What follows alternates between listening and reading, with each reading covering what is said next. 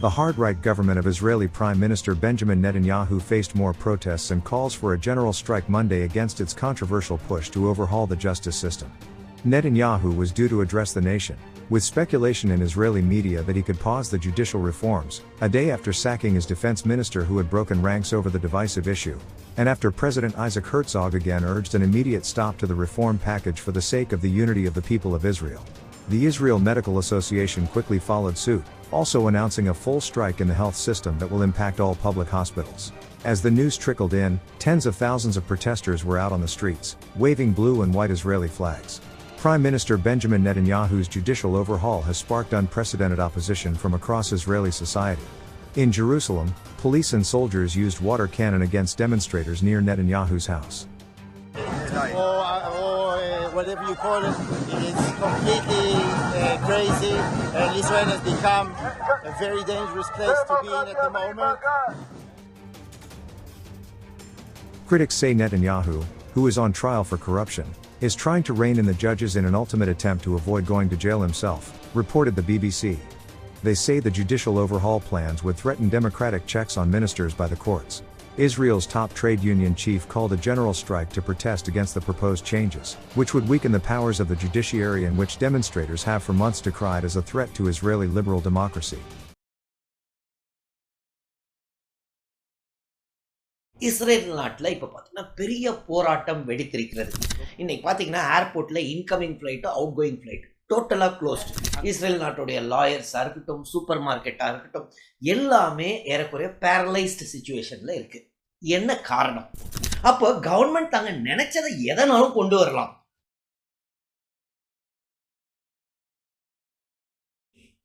Israel நாட்டில் உள்ள airport இன்னைக்கு கம்ப்ளீட்டாக க்ளோஸ் பண்ணிட்டாங்க ப்ரொட்டஸ்டர்ஸ். இஸ்ரேல் நாட்டில் இப்போ பார்த்தீங்கன்னா பெரிய போராட்டம் வெடித்திருக்கிறது. ரொம்ப நாளாக போய்கிட்டு இருந்துச்சு, ஆனால் கடந்த 2 நாட்களாக அடுத்த லெவலுக்கு போயிடுச்சு. இன்னைக்கு பார்த்தீங்கன்னா ஏர்போர்ட்டில் incoming flight out going flight டோட்டலாக க்ளோஸ்டு. அங்கே உள்ள டாக்டர்ஸ் எல்லாம் ஸ்ட்ரைக்கு கால் பண்ணியிருக்காங்க.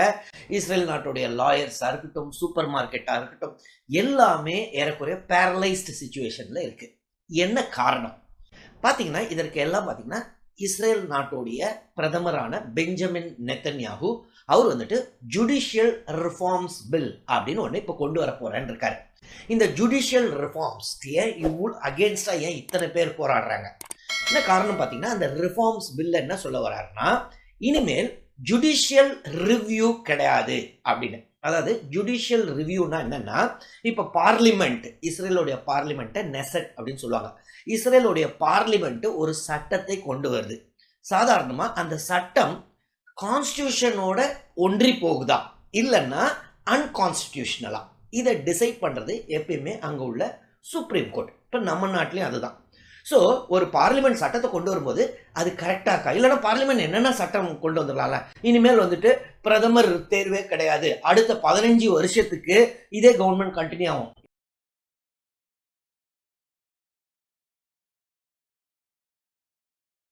எப்படியுமே இப்போ பார்லிமெண்ட்ல ரூலிங் பார்ட்டி தானே மெஜாரிட்டி, அவங்க என்ன சட்டத்தை வேணா கொண்டு வரலாம்ல. ஸோ இதை எப்பயுமே அந்த சட்டம் அன்கான்ஸ்டியூஷனலா கான்ஸ்டியூஷனலா அப்படின்னு டிசைட் பண்றது சுப்ரீம் கோர்ட். அப்படிப்பட்ட அந்த சட்டத்தை எடுக்கணும். அதாவது இனிமேல் ஜுடிஷியல் ரிவ்யூன்ற ப்ராசஸ் கிடையாது, பார்லிமெண்ட் தான் சுப்ரீம் அப்படின்றது தான் ஃபர்ஸ்ட். இது நம்ம நாட்டில் பார்த்தீங்கன்னா கொஞ்ச நாளைக்கு முன்னாடி நம்மளுடைய ராஜ்யசபா சேர்மன், அதாவது இந்தியாவுடைய வைஸ் பிரசிடென்ட் தான் ராஜ்யசபாவுடைய சேர்மன், அவர் என்ன சொல்லியிருந்தாருன்னா, ஜுடிஷியல் ரிவ்யூ, பேசிக் ஸ்ட்ரக்சர் இதெல்லாம் எடுத்துடணும் அப்படின்னு.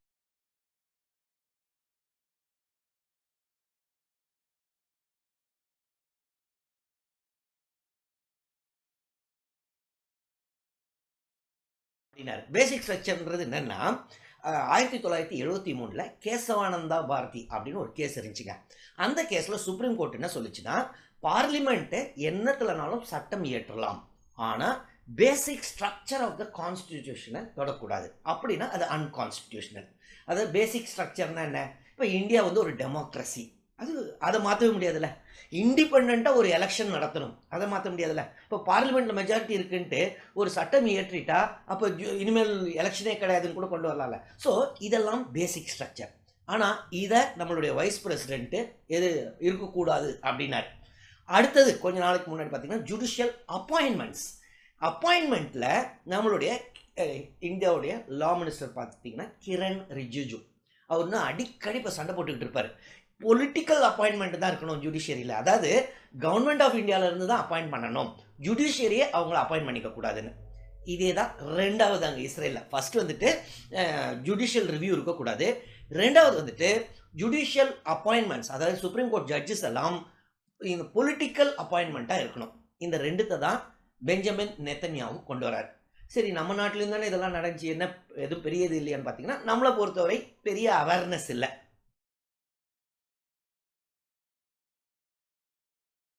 நம்ம மக்கள் இப்போ விராட் கோலி என்ன பண்ணிட்டாரு, இந்த நியூஸை பார்க்கும்போது ஏதோ பிரச்சனை போல இருக்கு ஜுடிஷியரிக்கும் கவர்மெண்ட்டுக்கும் அப்படின்ட்டு அடுத்த நியூஸு போயிடுவாங்க.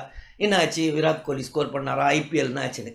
ஆனால் இஸ்ரேல் நாட்டை பொறுத்தவரை மக்கள் அங்கே அவேர்னஸ் ஜாஸ்தி. ஸோ அவங்க என்ன போராட ஆரம்பிச்சாங்கன்னா, ஜுடிஷியரி வந்து இண்டிபெண்ட்டாக இருக்கணும். ஜுடிஷியரி இண்டிபெண்ட்டாக இல்லைன்னா, ஏன்னா செக்ஸ் அண்ட் பேலன்சஸ் அப்படின்வாங்க. அப்போ பார்லிமெண்ட் சுப்ரீம், பார்லிமெண்ட்ல எப்பயுமே கவர்மெண்ட்டுக்கு மெஜாரிட்டி இருக்கும். அப்போ கவர்மெண்ட் தாங்க நினைச்சதை எதனாலும் கொண்டு வரலாம். சொல்லப்போனால் இஸ்ரேல் நாட்டில் என்ன சொல்றாங்கன்னா, இப்போ இந்த புது ப்ரப்போசல்ல இன்னொரு முக்கியமான விஷயம், ஒரு லாவை இப்போ சுப்ரீம் கோர்ட் ஒரு தீர்ப்பு சொல்லுதுன்னு வைங்களேன், அதை வெறும் சிம்பிள் மெஜாரிட்டி வைங்களேன். இஸ்ரேலில் 120 பேர் அந்த அவங்களுடைய பார்லிமெண்ட், அதில் 61 பேர் ஆமா, ரூலிங் பார்ட்டிக்கு எப்படியும் 61 பேர் இருப்பாங்களே, இல்லை இந்த சுப்ரீம் கோர்ட்டோட தீர்ப்பு செல்லாதுன்னு சொல்லிட்டா சுப்ரீம் கோர்ட்டோட தீர்ப்பு செல்லாது. ஸோ இந்த அளவுக்கு அந்த ஜுடிஷியல் அப்பாயின்மெண்ட் ஒன்று, ஜுடிஷியல் ரிவ்யூ, அப்புறம் ஜுடிஷியல் தீர்ப்பை வந்துட்டு சிம்பிள் மெஜாரிட்டியில் மாற்றுறது, இந்த மூணுத்தை தான் பெஞ்சமின் நேத்தன்யாஹூவுடைய பில்லை கொண்டு வர பார்த்தாரு, கொண்டு வந்துகிட்டு இருக்காரு. அதை எதிர்த்து தான் மக்கள் பயங்கரமாக போராடிட்டு இருக்காங்க. ஏன்னா செக்ஸ் அண்ட் பேலன்ஸ் இல்லைன்னா யாரோ ஒருத்தர் இப்போ சுப்ரீம் கோர்ட் அவர் செய்தால் அந்த ஜட்ஜஸை பார்லிமெண்டால ரிமூவ் பண்ண முடியும். அதே மாதிரி மாற்றி செக்ஸ் அண்ட் பேலன்ஸ் இருக்கணும், இல்லைன்னா டெமோக்ரஸி அழிஞ்சு போயிடும்.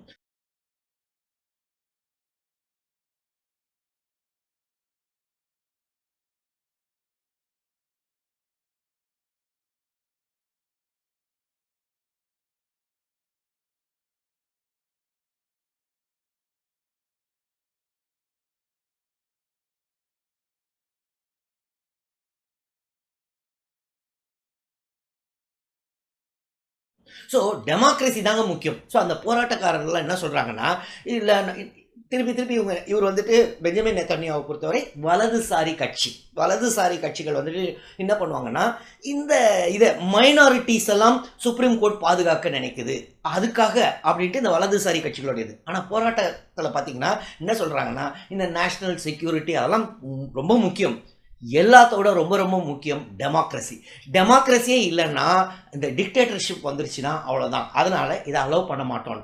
இதனால தான் பார்த்தீங்கன்னா இன்னைக்கு அவங்க பிரசிடென்ட் பார்த்தீங்கன்னா நம்மளுடைய நாட்டு பிரசிடென்ட் மாதிரி தான், ஒரு செரிமோனியல் ஹெட் தான். அவர் ட்வீட் பண்ணியிருக்காரு, இந்த ஜுடிஷியல் ரிஃபார்ம் பில்லை கொஞ்சம் நிறுத்தி வைங்கன்னு. ஒரு 2 நாளைக்கு முன்னாடி, எனக்கு ஒரு 1.5 மாசமா இந்த போராட்டம் போயிட்டு இருக்கு, 2 நாளைக்கு முன்னாடி இஸ்ரேல் நாட்டுடைய டிஃபென்ஸ் மினிஸ்டர், அவரும் பார்த்தீங்கன்னா லிக்குட் பார்ட்டின்றது இப்போ ரைட் விங் வலதுசாரி கட்சி பெஞ்சமின் நேத்தன்யாஹூ தலைமையில். ஆனால் அவரே என்ன பண்ணிட்டாருன்னா 2 நாளைக்கு முன்னாடி, நான் வந்துட்டு இதை ஒத்துக்க போகிறதில்ல, பெஞ்சமின் நேத்தன்யாஹூ கொண்டு வர ஜுடிஷியல் ரிஃபார்ம்ஸ் பில்லு இப்போ நிறைய டிஃபென்ஸ் ஃபோர்ஸஸ் மத்தியிலே அதிருப்தியை கொண்டு வந்துருச்சு. ஏன்னா ஜுடிஷியரின்றது ரொம்ப முக்கியம். ஸோ நாளைக்கு வந்துட்டு எதுனாலும் ஃபஸ்ட்டு ஜுடிஷியரி இண்டிபெண்ட்டாக இருக்கணுங்க, செக்ஸ் அண்ட் பேலன்ஸ் இருக்கணுங்க அப்படின்ட்டு. அதனால் இப்போ நிறைய ஏர்ஃபோர்ஸ் பைலட்ஸ்லாம் வந்துட்டு எதிர்ப்பு தெரிவிக்கிறாங்க, எனக்கு மெசேஜ் அனுப்புகிறாங்க. அது இல்லாமல் நிறைய பேர் சோல்ஜர்ஸ்லாம் லீவ் முடிச்சுட்டு போக மாட்டேங்கிறாங்க. என்ன பிரச்சனைனா, இந்த ஜுடிஷியல் ரிஃபார்மை கொண்டு வர இந்த மாதிரி புது பில் ரிஃபார்ம்ன்ற பேரில் அதை டிஃபார்ம் பண்ணிடக்கூடாது, டிஃபார்ம்னா உடச்சிடக்கூடாது, ஸோ இருக்கிறத ஒழுங்காக போகணும் அப்படின்னு அவரு ஒரு ஸ்டேட்மெண்ட் கொடுத்தார். உடனடியாக பெஞ்சமின் நேத்தன்யாஹூ அவங்களுடைய நாட்டுடைய பிரதமர் என்ன பண்ணாருன்னா, அந்த டிஃபென்ஸ் மினிஸ்டர் அவரை ரிமூவ் பண்ணிட்டாருங்க. அந்த டிஃபென்ஸ் மினிஸ்டர் பேர் கேலண்ட், அவரை ரிமூவ் பண்ண உடனே போராட்டம் அடுத்த நிலைமைக்கு போயிடுச்சுங்க. அதனால தான் இன்னைக்கு பார்த்தீங்கன்னா நேஷன் வைடு ஸ்ட்ரைக் 2 நாளாக நடக்குது. ஏர்போர்ட் இன்னைக்கு காலையிலேருந்து க்ளோஸ் பண்ணிட்டாங்க.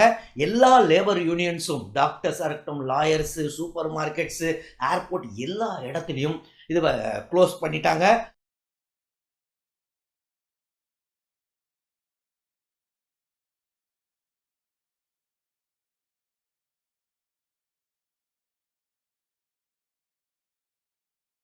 அதுக்கு அடுத்தது இஸ்ரேல் நாட்டுடைய அம்பாசிடர் மாதிரி வைங்களேன் யுனைடெட் ஸ்டேட்ஸ்க்கு, அவரும் வந்துட்டு நான் ரிசைன் பண்ணிடுவேன் அப்படின்னு சொல்லிட்டார். இப்படிலாம் இருக்க முடியாது. இந்த மாதிரி ஏன்னா ஜுடிஷியரி ரொம்ப ரொம்ப முக்கியம், இல்லைன்னா டெமோக்ரஸி அடி வாங்கணும்.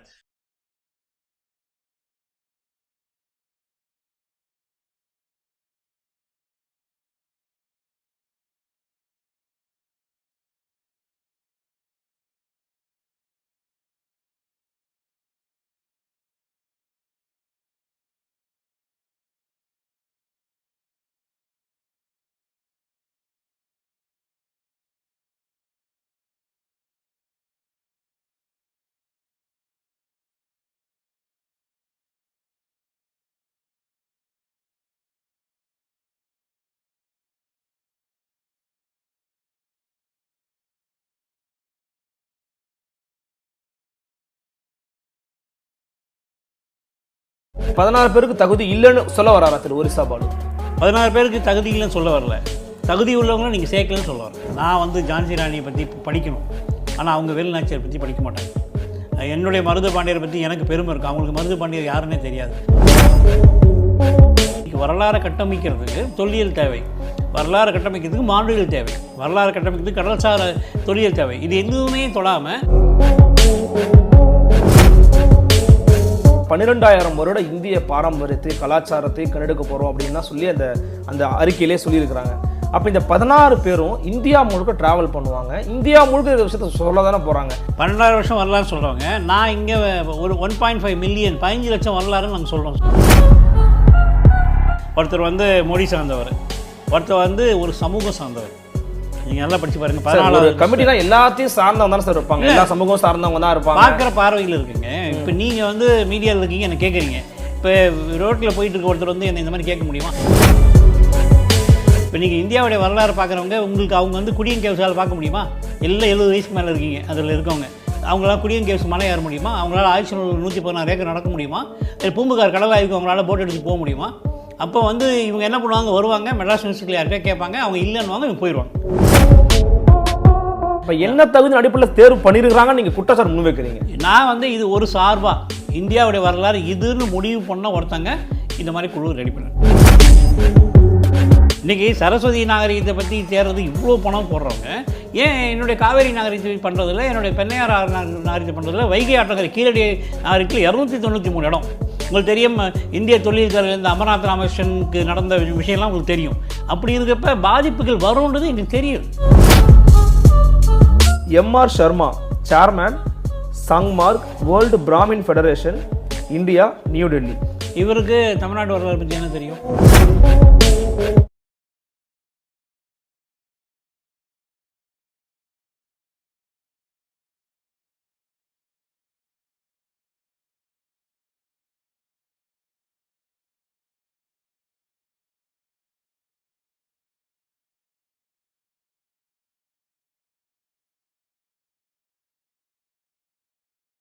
South India is an integral part of India and is home to some of the most progressive and productive state of India. Though there is no separatist movement in South India, it wouldn't be wrong to say that there is some kind of competition between the South and the North. Did you know that South India pays more taxes than it gets in return? For example, for every 1 rupee of tax contributed by Uttar Pradesh, the state received 1.79 rupees in return. But for every 1 rupee of tax contributed by Karnataka, the state received 0.47 rupees in return. So to many South Indians, North India, specifically the Hindi belt, is a burden for them. This feeling of resentment towards North India is only intensified by the linguistic chauvinism prevalent among Hindi-speaking states in the north. South India had not existed, there is a great possibility that India was another Pakistan, where one religion and language is placed over everything else. But the South has prevented that from happening. So, the South is actually an asset for the Constitution of India. Anyway, let us just imagine for a moment that South India was an independent country. What would the name of this new country be? The most likely name for this new country is either South India, like South Korea, or Dravida Nadu. The region would encompass the Indian state of Telangana, Karnataka, Tamil Nadu, Kerala, Andhra Pradesh, and the Union Territory of Pondicherry.